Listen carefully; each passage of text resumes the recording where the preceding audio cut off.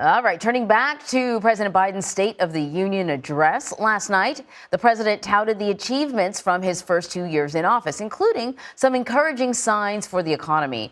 But he was heckled by members of the GOP when he called for increased bipartisanship in Congress, among other things. Nancy Cordes is at the White House with more on this. Hey, Nancy, good to see you. So I guess we'll just start with an overarching question about sort of the highlights, the main points that President Biden was trying to get across.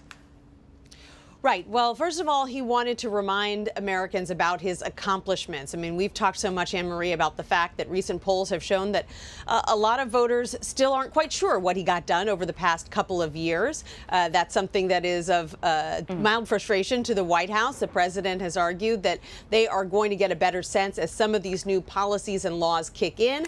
But he gave them a refresher last night. He ticked through the major pieces of legislation that he has helped to get passed, including the bipartisan infrastructure law to build roads and bridges and ports, investments in computer chips and in clean energy, and bringing down the cost of insulin for Medicare recipients and the like. So he's planning a bid for re-election, and he needs to remind voters about what it is he's gotten done for them.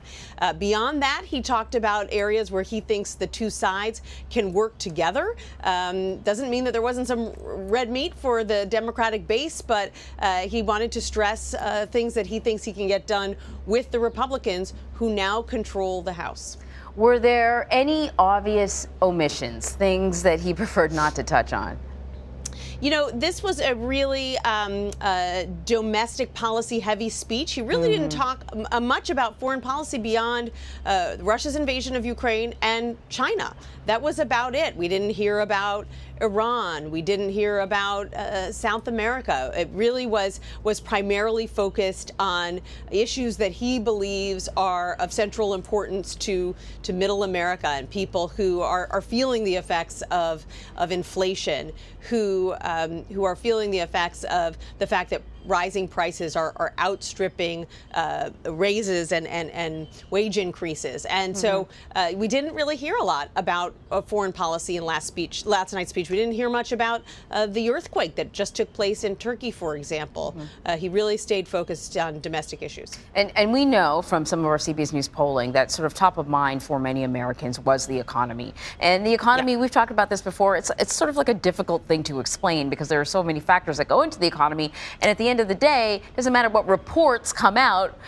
It's a matter of how people feel when they go to the grocery store, when they fill up their gas tank. So, you know, true to form, President Biden was, you know, Joe from Scranton. He discussed his economic plan with a focus on creating more blue-collar jobs in America. I want to play a little bit of what he had to say. We're building an economy where no one's left behind.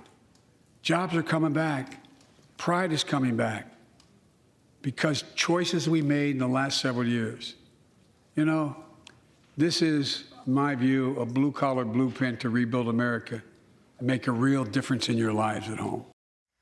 All right, quickly, because I want to also ask you about the Republican response. How were his remarks on the economy and job growth received? Well, you know, in the room, those were not the remarks that generated the heckling that we saw from Republicans for the most part. They saved that for his comments about fentanyl overdoses and the like.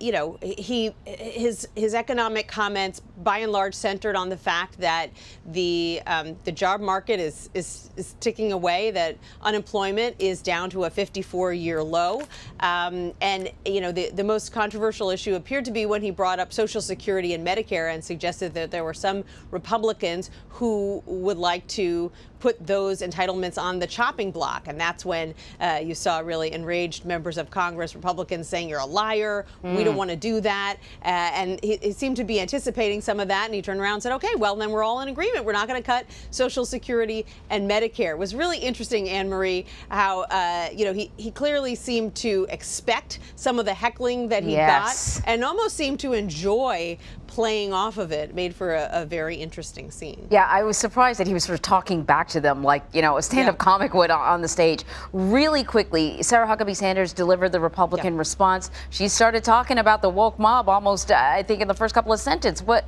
you know, how is her address being, or it's not her address, her response being received? Right. I mean, this was really manna for the conservative base. She called the president crazy. She said he was unfit for office. She brought up the woke mob more than once.